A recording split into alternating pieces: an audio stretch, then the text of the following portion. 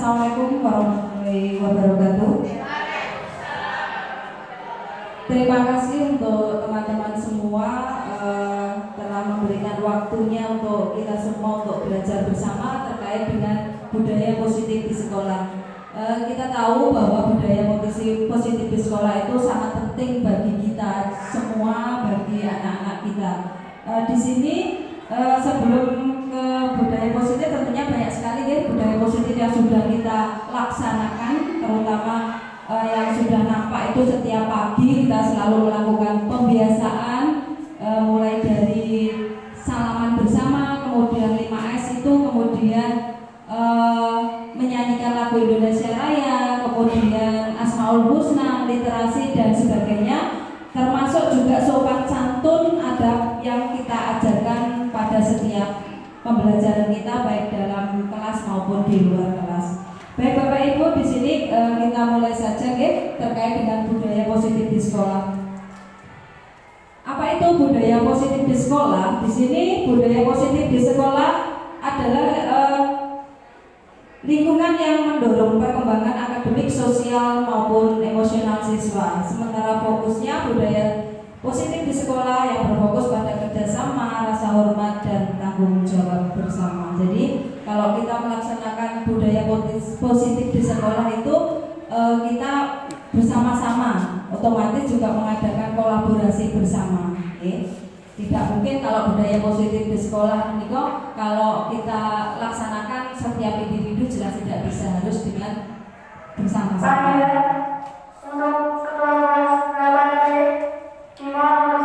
Untuk manfaat budaya positif di sekolah yang pertama adalah terkait prestasi akademik, kemudian kesehatan mental, juga pengembangan karakter. Strategi membangun budaya positif. Yang pertama adalah komunikasi terbuka, membuka jalur komunikasi antar guru, siswa dan orang tua. Jadi pentingnya untuk komunikasi terbuka untuk membangun budaya positif di sekolah perlu adanya kolaborasi antara guru dan siswa, kemudian dari kepala sekolah juga, kemudian dengan yang utama adalah dengan orang tua. Tanpa ada kerjasama tidak akan mungkin budaya positif di sekolah itu akan terbangun. Kemudian untuk penghargaan dan pengakuan yaitu memberikan penghargaan atas prestasi dan usaha siswa. Jadi di sini bukan berarti kita memberikan penghargaan itu harus dengan uang, yang mungkin dengan motivasi, itu juga masuk pada penghargaan atau pengakuan. Kemudian strategi berikutnya adalah pelatihan guru, menyediakan pelatihan baik bagi guru untuk menciptakan lingkungan kelas yang positif. Kemudian praktek budaya positif di sini terkait dengan program mentoring siswa yang lebih tua membimbing siswa yang lebih muda. Kemudian melalui kegiatan ekstrakurikuler menyediakan berbagai kegiatan untuk pengembangan bakat dan minat siswa. Kemudian lingkungan inklusif yang memastikan setiap siswa menerima, merasa diterima dan merasa dihargai. Walaupun kalau lingkungan inklusif ini di sekolah kita secara fokus belum ada ya, jadi tapi kita juga berusaha untuk memberikan pelayanan bagi siswa-siswa kita yang masuk pada inklusi itu. Ya. Terus kemudian bagaimana peran guru dalam budaya positif? Yang pertama, modeling siswa, guru sebagai teladan bagi siswa dalam berperilaku positif. Jadi setiap langkah kita, setiap perilaku kita menjadi teladan bagi siswa. Kemudian dukungan emosional, mendengarkan dan membantu siswa yang menghadapi masalah. Ini nanti kita bisa prakteknya melalui segitiga restitusi. Kemudian yang ketiga adalah hubungan kuat, membangun hubungan yang kuat dan saling percaya dengan siswa. Jadi kita bersama-sama dengan siswa saling mempercayai, walaupun tidak 100% percaya, tetapi kita berusaha memberikan kepercayaan pada siswa. Kemudian tantangan dan solusi. Tantangan yang kita hadapi yaitu tentang masalah disiplin, kurangnya keterlibatan orang tua dan perbedaan budaya. Ini juga menjadi salah satu tantangan bagi kita saat menerapkan disiplin positif di sekolah. Kemudian solusinya yaitu pelatihan berkelanjutan, program keterlibatan orang tua, dan penghargaan atas keberagaman. Nah, di sini dari paparan tadi bisa disimpulkan bahwa budaya positif di sekolah berkontribusi besar pada pengembangan secara holistik pada siswa. Kemudian yang kedua, kerjasama. Diperlukan kerjasama antar guru, siswa, orang tua untuk menciptakan lingkungan yang mendukung.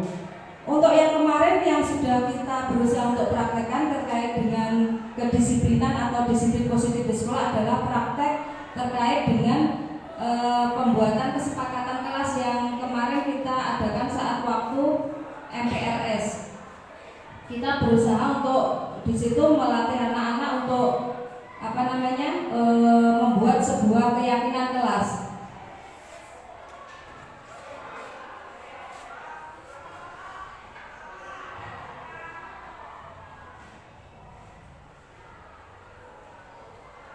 Di sini kemarin untuk keyakinan kelas kita mencoba untuk mempraktikkan, kita memberikan penjelasan kepada siswa tentang pentingnya kesepakatan kelas. Walaupun kemarin ada beberapa yang belum paham terkait dengan keyakinan kelas, tapi kita berusaha untuk memberikan sosialisasi bagaimana sih pentingnya apa toh untuk membentukkan keyakinan kelas, bahwa keyakinan kelas itu sangat penting untuk menciptakan kelas itu yang nyaman dan aman, istilahnya nyaman juga untuk semuanya untuk belajar, sehingga kan semuanya berusaha untuk memberikan rasa aman, rasa nyaman saat pembelajaran di kelas. Kemudian yang kedua, mendorong tanggung jawab. Melalui kesepakatan kelas, siswa belajar untuk bertanggung jawab atas perilaku mereka dan memelihara lingkungan belajar yang kondusif. Kemudian membangun kolaborasi. Kesepakatan kelas mendorong kerjasama dan komunikasi yang baik antar siswa. Ini adalah yang kemarin tentang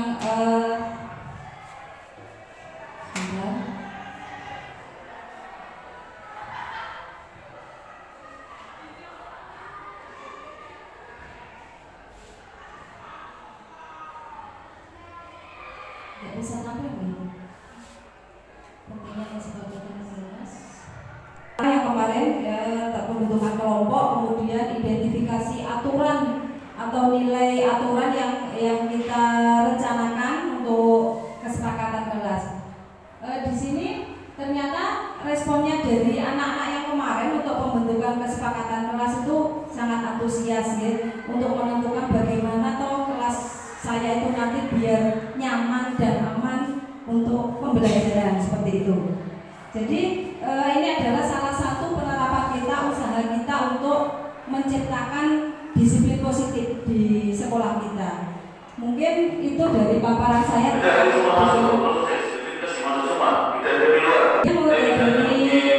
penjelasan terkait dengan pentingnya.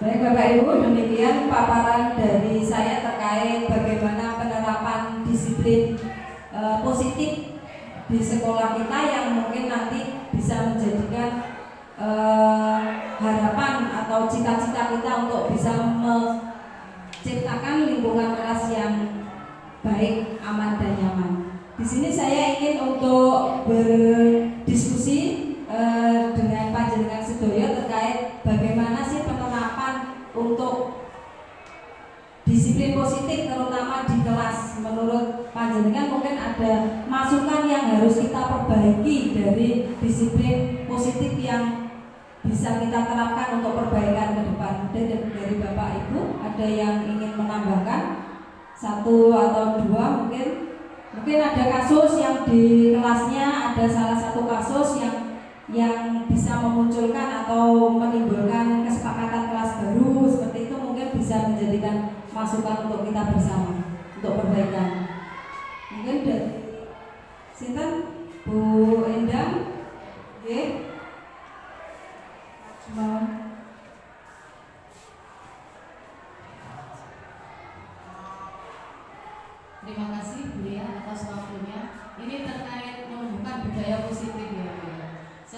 murid, anak itu sebenarnya punya kemampuan yang bagus di bidang matematika. Rencana saya mau saya ikutkan ke seleksi olimpiade gitu. Tapi ternyata anak ini tidak punya minat atau motivasi sama sekali. Padahal dibanding dengan lainnya, dia tuh minatnya bagus. Nah, bagaimana untuk menumbuhkan budaya positif agar anak itu misalkan ada keinginan atau motivasi, ya, ada greget untuk ikut ekstra matematika, maksudnya seperti itu. Itu ternyata tidak hanya satu dua, dan ini yang paling banyak itu ternyata anak laki-laki. Mungkin bisa memberikan masukan. Terima kasih. Baik, terima kasih untuk Bu Endang untuk pertanyaannya. Sebenarnya saya bukan sebagai narasumber, kita harus berdiskusi bersama, karena memang saya bukan narasumbernya. Ini mungkin dari saya bisa bantuan dari BK untuk penanganan secara emosionalnya mungkin lebih matang di BK. Mungkin dari BK bisa memberikan tambahan masukan terkait pertanyaan Bu Endang tadi. Ada anak yang sebenarnya memiliki kompetensi, tetapi dia itu kalau diajak tidak mau, mungkin karena malu atau tidak pede. Mungkin bisa dari dukungan dari orang tua atau bagaimana. Kalau menurut dari ilmu BK mungkin bisa untuk diterapkan.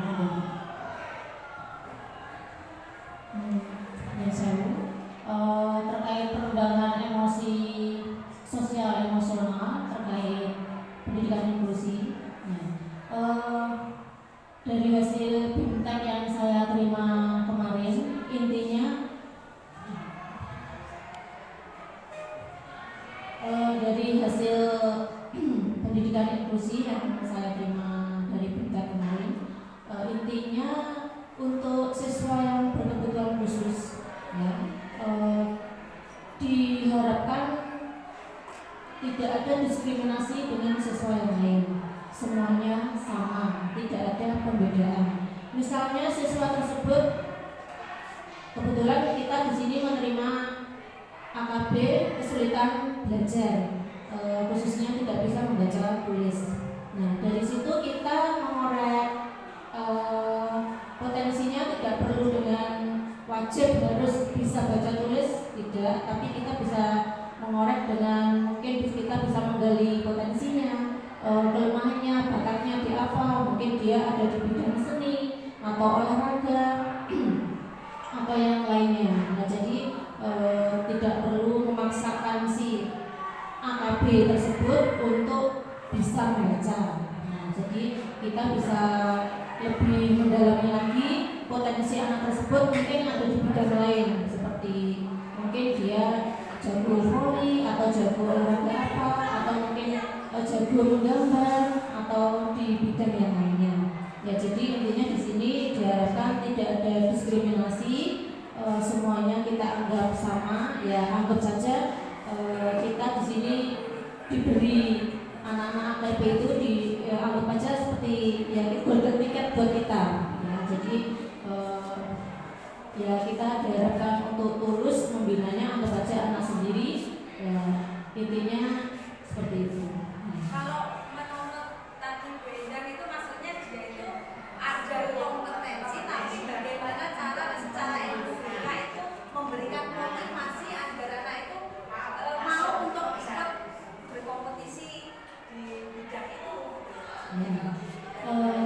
Kalau kita melihat dari kenyataan di lapangan saja, untuk AKB kita kebetulan di sini kesulitan membaca, tidak ada terdeteksi disabilitas yang lain.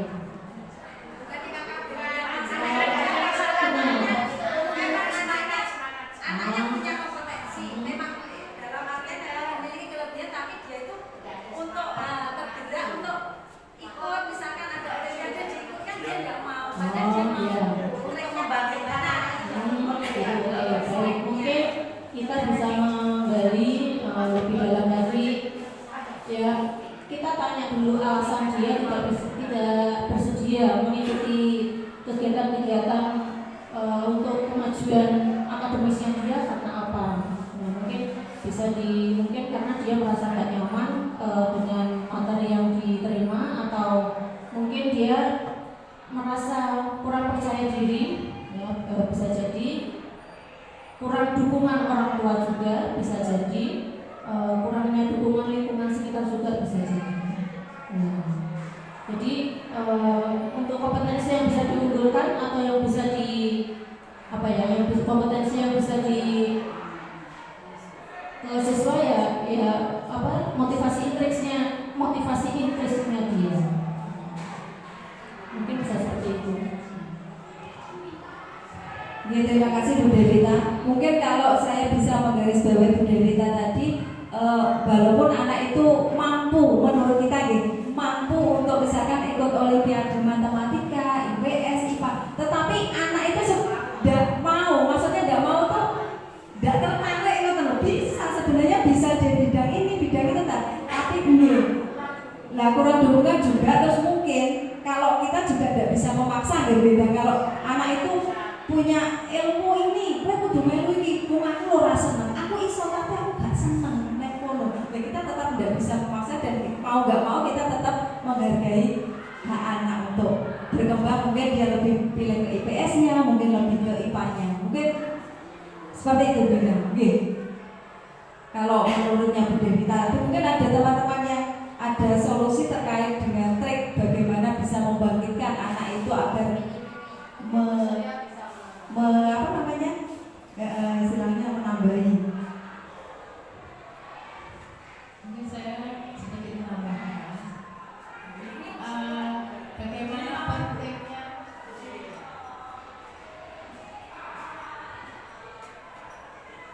mungkin siswa diberikan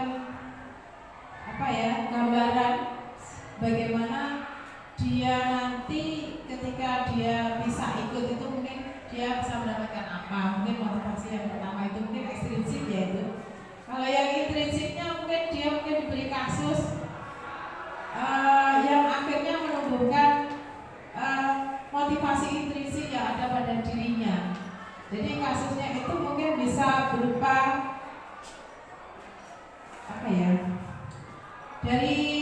dari penghargaan yang dia peroleh, nanti dia bisa mudah mendapatkan sekolah yang lebih tinggi. Itu yang pertama, itu jadi sebenarnya intrinsik, tapi pada akhirnya kan dia akan mendorong untuk memotivasi dia untuk lebih untuk memacu dia untuk dia ikut lomba itu. Kemudian setelah itu mungkin bisa mendekati orang tuanya untuk kita bisa berkomunikasi, saling kerjasama supaya anak tadi kita beri gambaran bahwa anak itu punya potensi dan orang tua juga bisa mendorong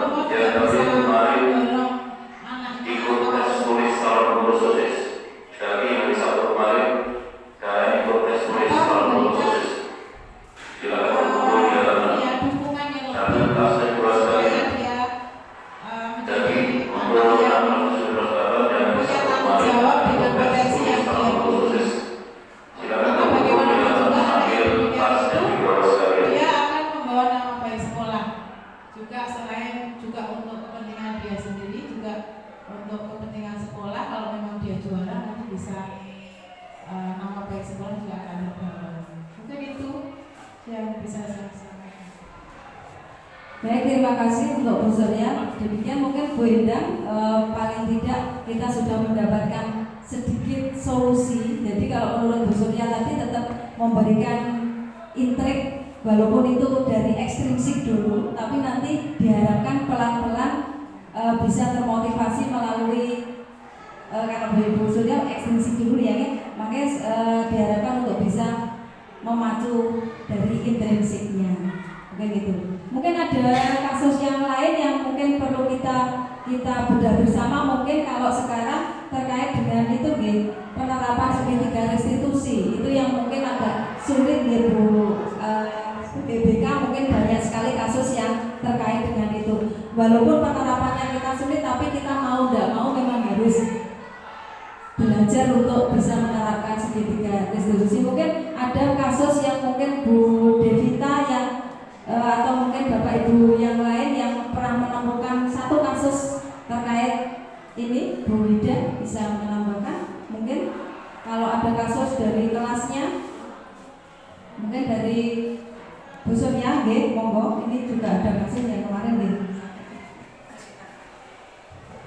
Mohon maaf saya maju lagi. Kemarin pengalaman dari kelas 9E kemarin itu ada 5 anak yang setiap kali tidak masuk sekolah, dan itu sudah berkali-kali saya ingatkan ketika saya ajak ngobrol sendiri-sendiri, tidak bersama 5 orang itu, apa sebenarnya maunya.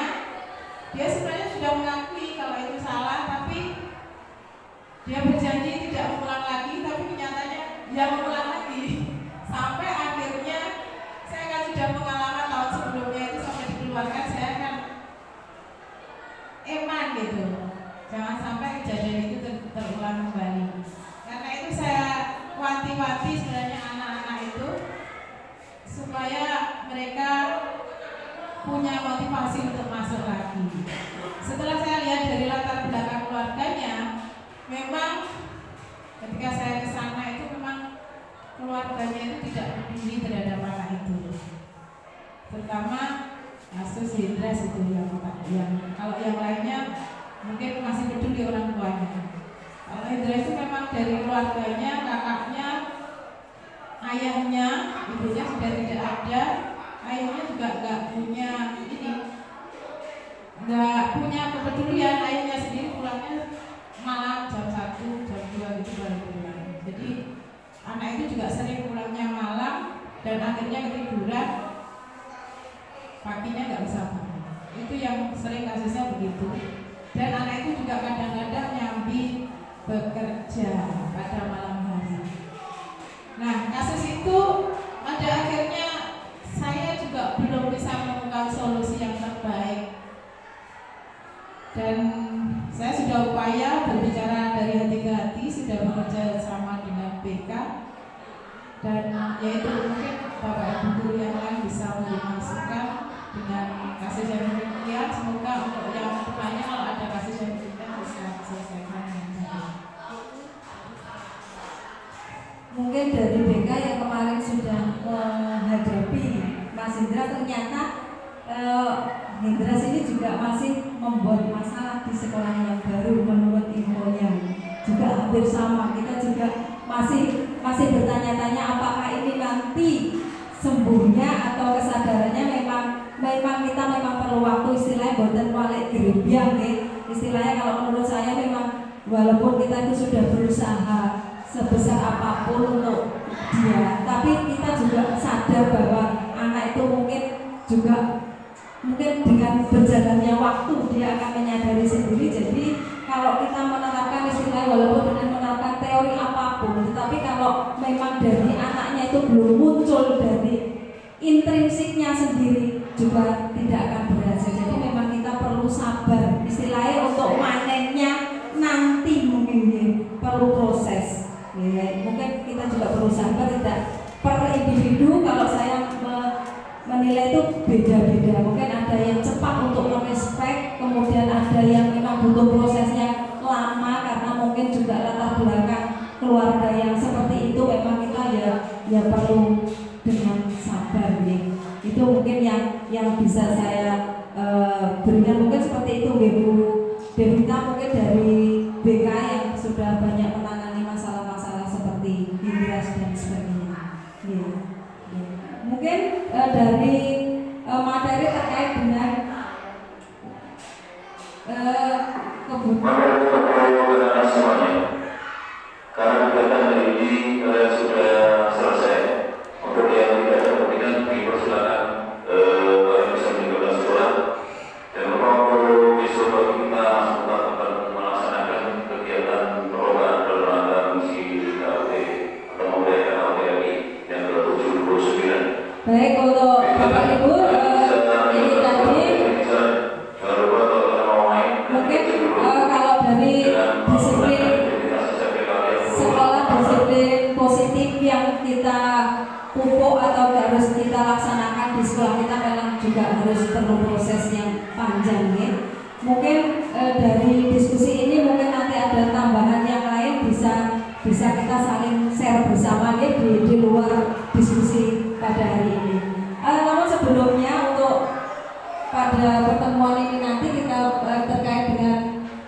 terkait dengan disiplin positif, saya ingin untuk menerima refleksi dari panjenengan sedaya, mungkin 1-2 Bapak Ibu yang memberikan refleksi untuk hari ini. Monggo, silakan Bu Nardi, monggo untuk refleksi disiplin positif untuk siang hari ini. Terima kasih atas waktunya.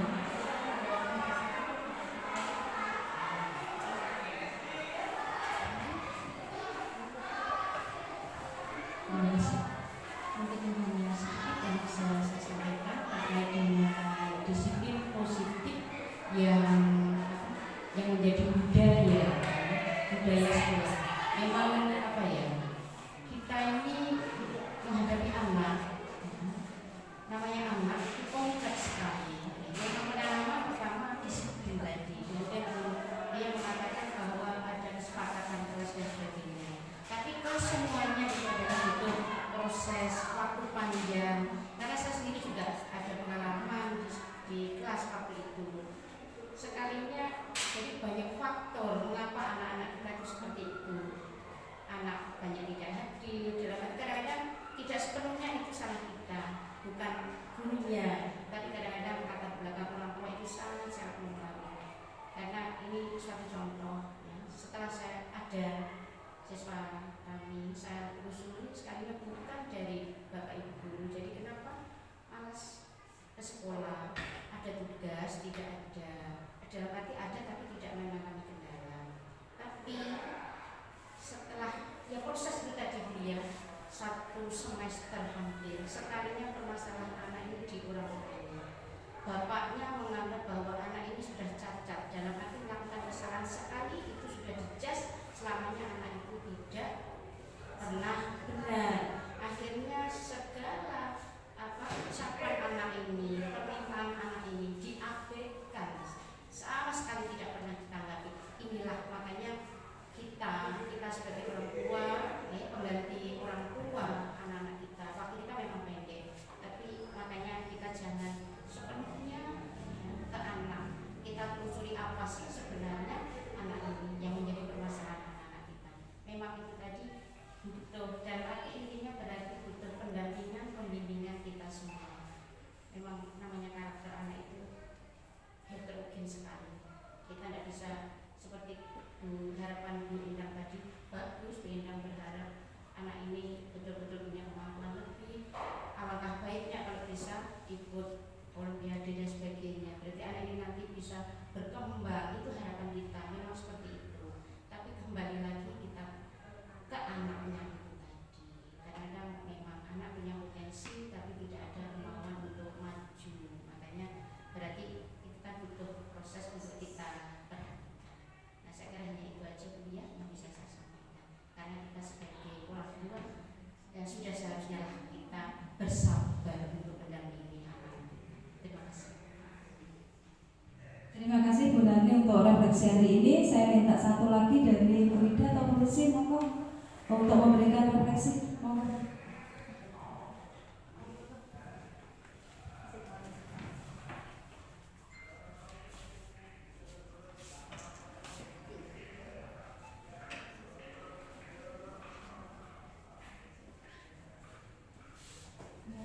Matur suwun Bu ya untuk kesempatannya.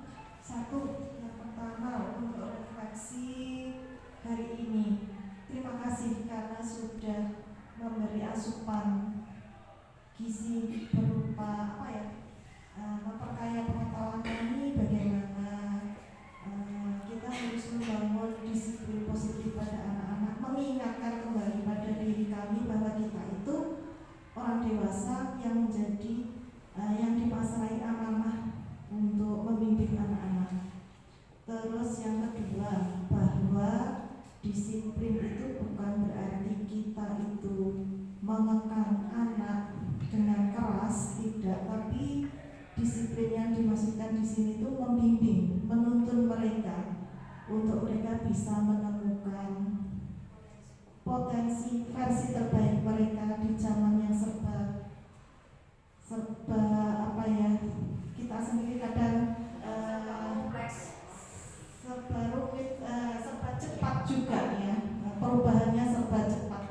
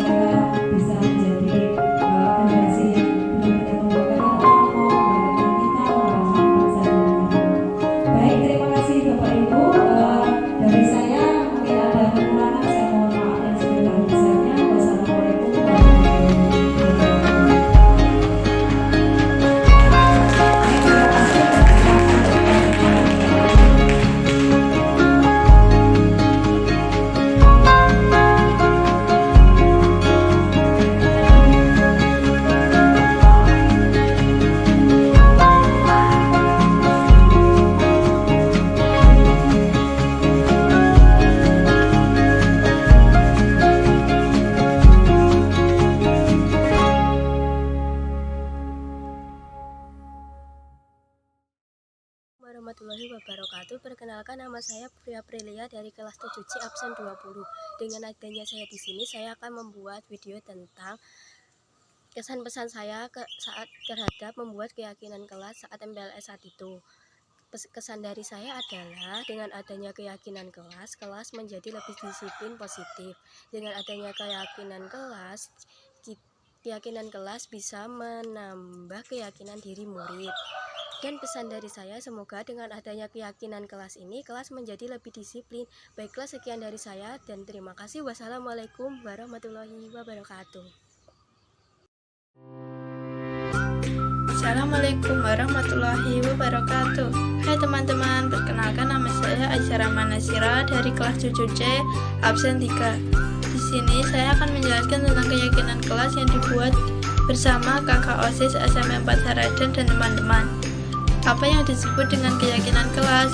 Keyakinan kelas adalah membangun budaya positif di lingkungan sekolah dan prinsip yang disepakati oleh guru dan siswa untuk memandu perilaku dan interaksi di dalam kelas. Sekian dari saya. Wassalamualaikum warahmatullahi wabarakatuh. Assalamualaikum warahmatullahi wabarakatuh. Perkenalkan, nama saya Kevin Imanul Faresi, kelas 7A dari SMP Negeri 4 Haradan. Di sini saya akan memberikan testimoni terhadap keyakinan kelas yang telah kami buat bersama Bulia. Saya dan teman-teman sangat senang sekali dengan adanya keyakinan kelas tersebut, sehingga kami semakin disiplin dan merasa tidak terpaksa dalam menjalani peraturan kelas. Demikianlah testimoni yang saya sampaikan. Terima kasih. Wassalamualaikum warahmatullahi wabarakatuh.